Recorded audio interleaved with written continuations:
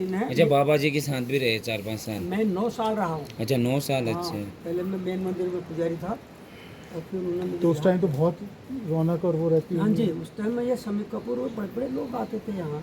Governor जैसे समीर यार कपूर हो वीडियो गए, बना बहुत लोग आते थे और काफ़ी लोग होते थे, आज से भीड़ करते थे। कोई बाबा का कोई जो आपने देखा हो, वीडियो बनाते हैं तो बाबा क्या जी मतलब, क्या देखा हो? मतलब ब्लेसिंग बाबा की। बाबा की कुछ अच्छी। बाबा जी का ब्लेसिंग तो सर ये है कि ये देखिए आप, हमारा देश तब इतना गरीब था कि एक टीचर को जो है 60 रुपये महीने का मिलता था, 2 रुपये रोज के। जी जानते हो आप जी क्या जी। होता होगा 2 रुपये आज का, आप देखिए। तो और वो वेतन जो होती थी वो 6 महीने तक गवर्नमेंट नहीं देती थी, 6 महीने के बाद वेतन आता था। तो ये बाबा जी ने महामाया का जयकारा लगवाया और यहाँ पर ये ओम हेड़ा खंडेश्वरी कयात सब लोग माहेश्वरी गया मूर्तिधरा नित्यानंद विश्व संतराण तत्परा, भोले बाबा ने महामाया का जयकारा लगाया और भोले बाबा ने जो है बोले कि जितना पैसा विदेश में गया वो मैं सब यहाँ मंगाऊंगा। तो देखो बाबा जी ने उस समय, हमारा इतनी गरीबी थी, हम आश्रम में एक टाइम भोजन करते थे और भूखे रहते थे, 24 घंटा में एक टाइम खाना मिलता था। और प्रसाद में आप ये चीज़ें में उन दिनों बतासे आते थे तो एक बतासा 2 बतासे से ज़्यादा नहीं मिलता। तो आज बाबा जी के पास देखिए आप, हमारे देश में आज भी खाली सगरे देखो, आज नहीं तो पहाड़ों में सब खेती होती थी जी। और आज हमारी खेती सब बंजर पड़ी है, लेकिन सरकार फिर भी सारे दुनिया में खाना देगी। तो कैसा है, उस समय तो सरकार की गरीबी थी, कोई व्यवस्था नहीं थी, यहाँ तो लाइट नहीं थी, रोडें नहीं थी, जबकि हल्द्वानी कितना पास है ये। तो अपने पहाड़ों में तो क्या हालत हो गई। ये बाबा जी की ये ब्लेसिंग है, सबसे बड़ा ब्लेसिंग ये है बाबा जी का। आज आप देश देखो सबको, और बाबा जी हमेशा रहते हैं, वो महाअवतार हुए और ये सबके अंदर हुए। ये इनका कोई ऐसा नहीं कि जो नहीं है, इनके लिए देश और विदेश कोई कुछ नहीं, हमारे लिए देश विदेश। बाबा जी कहते तो आप लोग तो केवल अपने अपने देशों की जय करते हो, मैं सारे विश्व की जय करता हूँ। बाबा तो कई जगह प्रकट हो जाते थे एक समय। ये तो सर आपने पढ़ा भी होगा, सुना जी, भी जी, होगा। तो सुना ही। इनका किताबों तो में पढ़ के तो आए हैं। सूक्ष्म रूप। जी, इनका रूप तो आप तो अब ऐसा कह रहे हो ना, उसमें छोटा था, छोटा था जो बड़ा हॉल था उसमें ये बिल्डिंगें नहीं थी, क्योंकि बाबा जी की बिल्डिंगें सब बाद में बनी हैं। तो बाबा जी वो हॉल बनाए गए थे, वो हॉल अभी बड़े बड़े बिल्डिंगें बन गई। हॉल के अंदर हम लोग बाबा जी, मुझे मैं 1975 में आया तो आश्रम में मैं और ये राजस्थान के गंगा गाइड साहब थे, वो रहते थे हॉल के अंदर। बाकी सारे लोग भक्त लोग महाराज जी के साथ चले गए, मुझे बाबा जी हाथ छोड़ दिया। आप बैठेंगे, आप खड़ा जी जी जी। आपको छाया में मानो, छाया में बैठे हैं आप। जी, तो वो वहाँ सुनेंगे आप। उधर प्रसाद नहीं दिया मैंने आपको, प्रसाद जी, देता जी। हूँ पहले। जब मैं आएगा रुक हम आपके साथ तो बैठ नहीं सकते नीचे। क्यों? नहीं नहीं, ऐसा नहीं सर, ऐसा हम सब ये कर मानू उधर पीछे बैठिए आप। ये आप आश्रम में रुकने के लिए आए क्या? हाँ, वहाँ रुके हैं। रुके हैं ना? जी जी। कब आया? आज सुबह ही आए। अच्छा, तो आप तो महाराज जी के बारे में सब सुना होगा। जी, यूट्यूब पे ही सुनाया था। जी, आप बता रहे थे वो। मैं क्या बता रहा था, हाँ वो हॉल के बाद में जी जी, राजस्थान के वो थे अपने आपके गार्ड साहब, गार्ड साहब थे, गंगा गार्ड साहब। तो वो और मैं उस हॉल के अंदर रहते थे। बाबा जी कहीं बाहर चले गए बम्बई की तरफ को, उस समय आश्रम में बहुत गरीबी थी, बहुत ही ज़्यादा। तो फिर वो उन दिनों फिर यहाँ से वो काम चलता था, लेबर आदमी लगा करके, तो वो गंगा साहब जो है वो उनकी हाजिरी भी भरते थे। तो धीरे धीरे ऐसा हुआ कि वो घर चले गए, गार्ड साहब जो है अपने घर चले गए और मैं अकेले हॉल के अंदर रहा। जो आपने कहा नहीं कि बाबा जी कई जगह में प्रकट होते हैं। जी। तो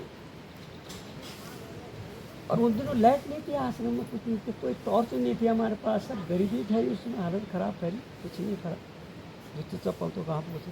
तो आश्रम में पानी भी नहीं था, नहाने के लिए हम लोग सब नदी में आते थे और नदी से ही पानी ऊपर ले जाते थे, सीढ़ियों से ऊपर वो उतना।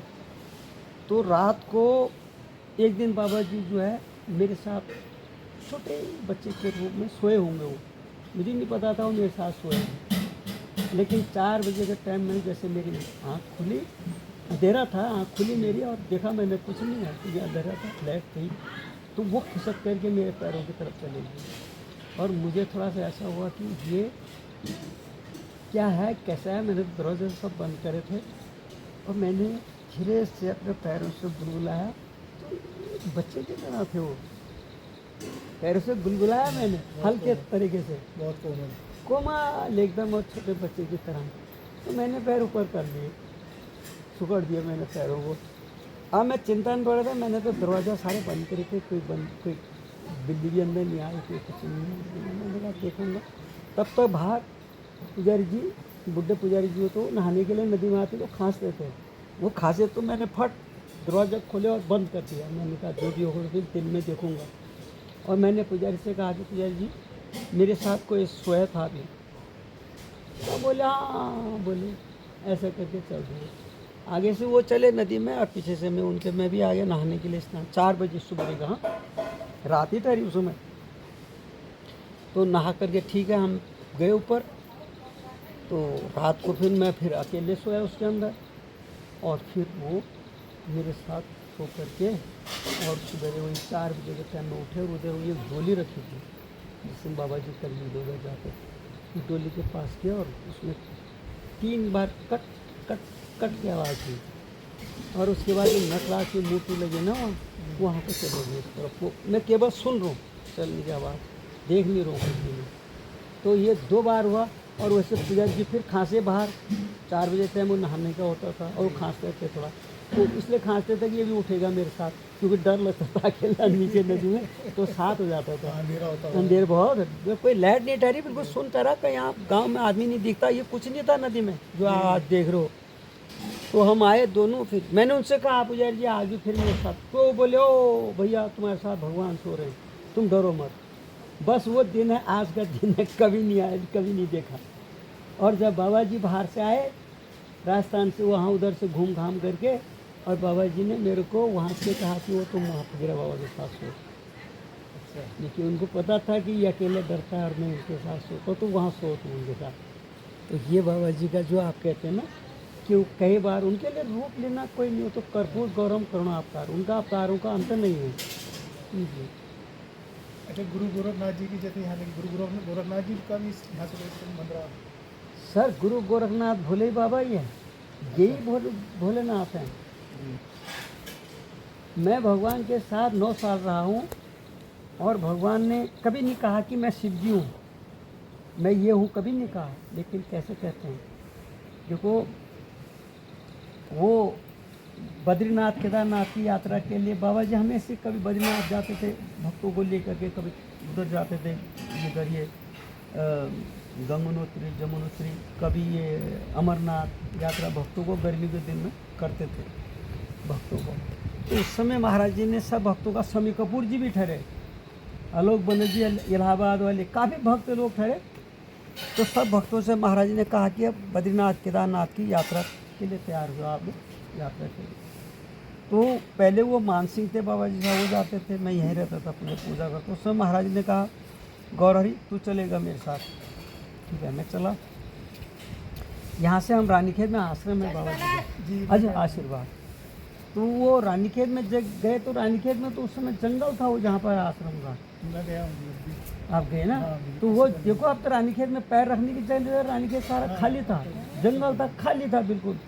तो वहाँ पर जंगल था और ऊपर एक छोटा सा प्राइमरी स्कूल था बच्चों को पढ़ने का, बाकी वहाँ पर था। और नीचे कोई एक छोटा सा ऐसा छोटा सा कमरा किसी गांव वालों का नीचे था। तो बाबा जी तो उसमें रहे और हम लोग जो है प्राइमरी स्कूल में रहे, बाकी लोग होटलों में रहे हों मुझे पता नहीं। लेकिन महाराज जी सवेरे 4 बजे स्नान करके, यही चंदन होता था त्रिपुण, इसको बाबा जी ने स्टार्ट किया है त्रिपुण, शिव जी का। हाँ ये चंदन शिव जी का होता है। तो बाबा जी हमें इसको लगाते थे नहा करके। तो भक्तों की इच्छा होती थी कि भगवान के हाथ से हमारा भी लगे, तो महाराज जी बोलते थे लाइन में लगो, और लाइन में लगे लगाते जी, एक एक को चंदन लगाया और जाते रहते थे। तो मैं रानीखेत में मैं भी चले गया, बीच में लोगों के बीच में मैं भी घुस गया। तो बाबा जी ने सबको चंदन तो यूँ लगाया, मेरे को यूँ लगा दिया। और मैंने कहा, मुझे मन में कहा कि मुझे ऐसा चंदन क्यों लगाया। मैं नल के पास गया और मैंने चंदन धो दिया कि मुझे ऐसा चंदन नहीं चाहिए, मुझे शिवजी वाला चाहिए। और वो केवल तभी लगाते हैं जब किसी को कुछ देना हो, क्योंकि कैसे उन्होंने मुझे देना है पता नहीं। वहाँ पर कुछ नहीं कहा, जान गए। और जोशी मठ गए, जब जोशी मठ में रात रुके और वहाँ उन्होंने बड़ा भारी प्रोग्राम करा था, जीप चल के वहाँ से रुके महाराज जी। बड़ा भारी हॉल था और काफ़ी भक्तों के लिए महाराज जी का आसन था ऊँचे में, और सारे हॉल में गली से बिछे हुए थे, और हारमोनियम समी कपूर वगैरह सब गाने वाले थे। तो स्तुति बाबा जी का भोग लगा, आरती करी और उसके बाद स्तुति करी और फिर जयकारा लगा। तो बाबा जी बोले कि तुम लोग मेरे साथ इसी जन्म से नहीं जुड़े हो, तुम राम जी के टाइम में मेरे साथ थे, तब मेरे कान खुले के रहे, ये चंदन तो राम जी का था। देखिए, तो इस प्रकार से भगवान जताते हैं, क्योंकि उन्होंने केवल इसीलिए लगाया कि मुझे ये, मैं तो कैसे समझाते थे कि ऐसा लगाया और मैं तुम राम जी के टाइम में। समझना भी बहुत बड़ी बात है इशारे। हाँ, इशारा भी समझना मुश्किल होता था, लेकिन उनकी कृपा से मैं समझ गया, उसी समझ आती थी कृपा। नहीं तो नहीं समझते थे, जैसे आप कह रहे हो ठीक कह रहे हो, इधर से सुना इधर से निकाल देते क्या कह रहे हैं महाराज जी, समझ में नहीं आता था, लेकिन उस समय मैं समझ गया तुरंत।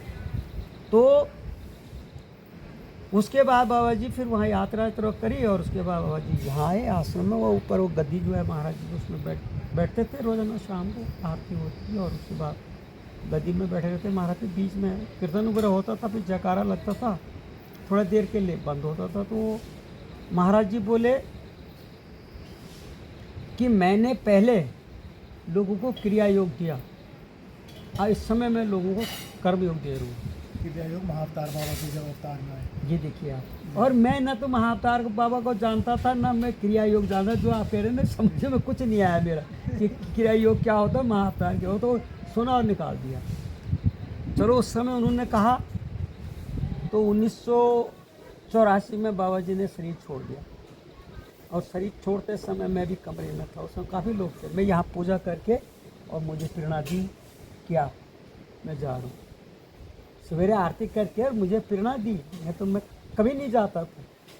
ऐसा मुझे हुआ कि बाबा जी के स्वास्थ्य ठीक दिलाया, तो मैं वहीं जाके कुछ ना कुछ बनाऊंगा। मैं उनका खाना भी बनाता था, तो मैंने कहा आज मैं वहीं जाके वहीं बनाऊंगा। तो जैसे वहाँ मैं गया, तो वहाँ तो बाहर से अंग्रेज लोग खड़े होते लाठी लेकर के गेट के पास, और उसके बाद अंदर गया तो भक्त लोग कुछ बाहर बैठे हैं, कुछ अंदर भी बैठे हैं। तो मैं जाके मैंने प्रणाम किया, और प्रणाम करने के बाद बैठ गया मैं चुपचाप। महाराज जी लेटे हुए थे।